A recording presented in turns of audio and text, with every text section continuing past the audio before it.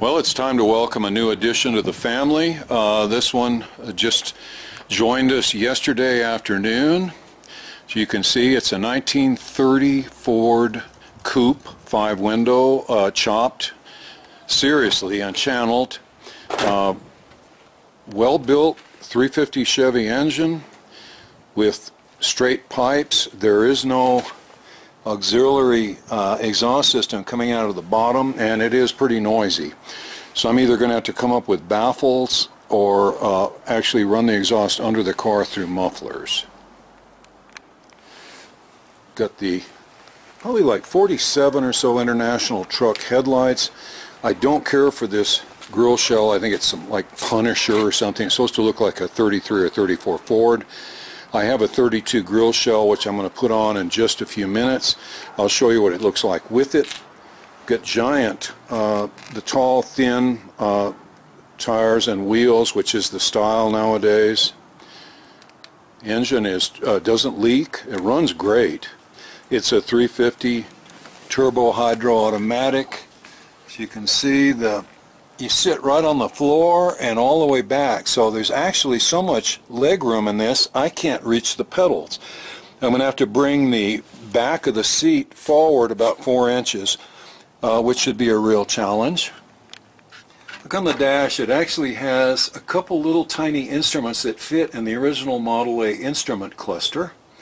I'm going to have to add a GPS speedometer and a rear view mirror. If you look, the patina, as they call it, which is a nice way of saying rusty metal, is just flawless. It's beautiful. I mean, you couldn't fake this. It's real. Got the same giant tires and wheels on the back. Okay, you can see where it was chopped. No glass now in the side windows, the little quarter window and the back window. I'll have to add glass. The roll-up mechanisms are missing, so I'll have to get those also. It's got a steel frame that supports this snap-on top. You can take the top off quite easily and have a giant sunroof if you wish. Here at the back, some really kind of slick pinstriping, very subtle. Let me open the trunk and you'll see the details inside.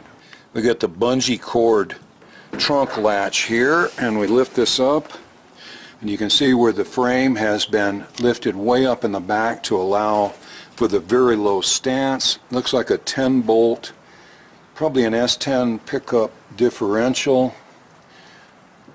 Batteries accessible, and good size spun aluminum tank with a sender unit here. I'll have to buy the sender unit, but there's a flange for it so you can actually know how much gas you have. And then nestled back in there is a little spare gas can in case you run out. I thought that was a good idea. It's got a giant panhard rod which will have to be adjusted because the right tire and wheel are a little further from the body than the left tire and wheel. So you can adjust it laterally with the panhard rod. Got the real cute vintage taillights with the little blue dots in the center.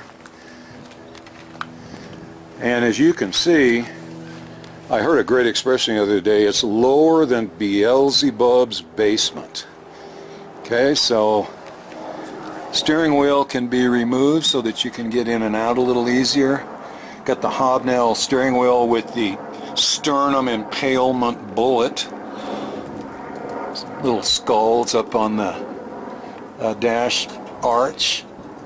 Oh, and some neat artwork on the inside of the kick panels.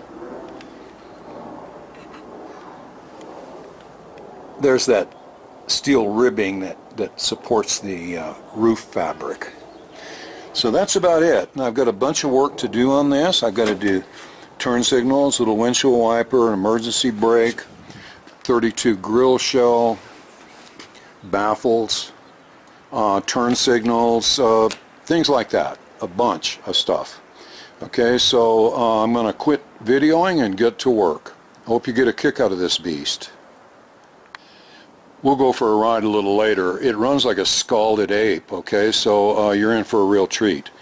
Also a deafening one.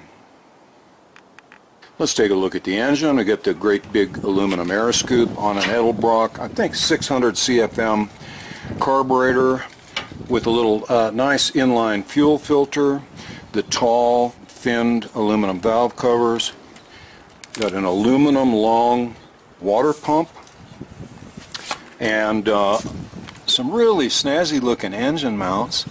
Little detailed work like that really adds. And then one of my favorites is on the side of the starter motor. It says Atomic. No doubt it is. They wouldn't lie, I know. There's also an electrical switch inside that can disconnect the entire electrical system if need be. I'm not so sure about this bright red distributor cap. I have a black one, but maybe a little color's nice. I don't know.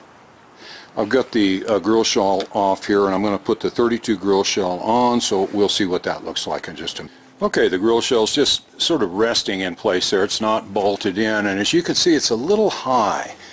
It sticks up about 3 inches higher than the cowl.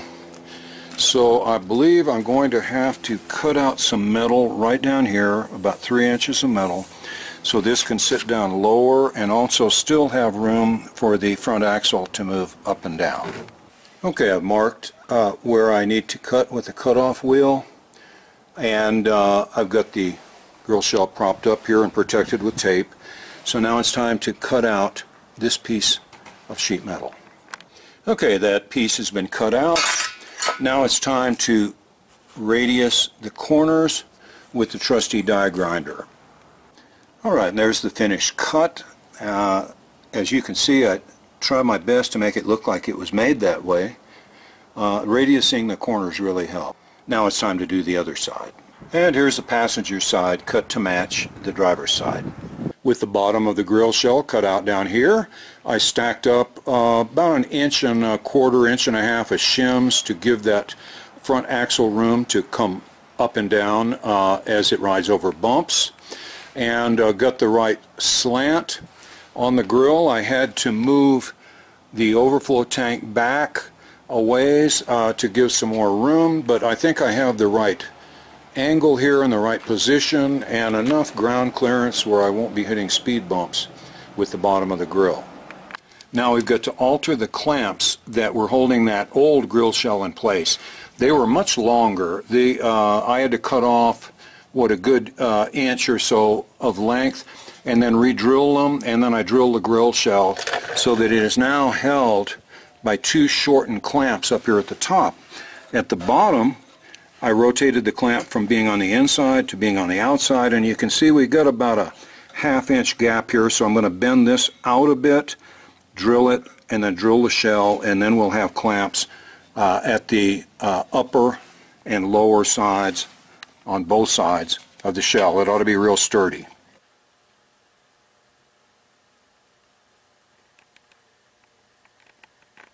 And then finally, the radiator supports will have to be properly positioned, and then drill through this part of the shell and secure the support so that the top of the radiator can't wiggle back and forth. Now we're ready to apply the final touches. I'm going to spot weld the nuts to each of the brackets so that once the radiator shell is in place, you can just run the bolt through and tighten it down, because it's going to be real tough to reach up inside to try to hold on to keep the nut from spinning. These upper stays have been shortened about 1 inch and angled properly and re-welded, so they're ready to attach to the 32 grill shell. Now the nuts have been welded to the brackets so they can't spin. They're captive now, and I'll just remove the bolts and the grill shell is ready to be installed. As you can see, that grill shell makes a huge difference when we go from this to this. In all of hot roddom, there's nothing more classic than the shape of a 32 Ford grill shell, and I think it made all the difference in the world on the front end of this car. I hope you agree.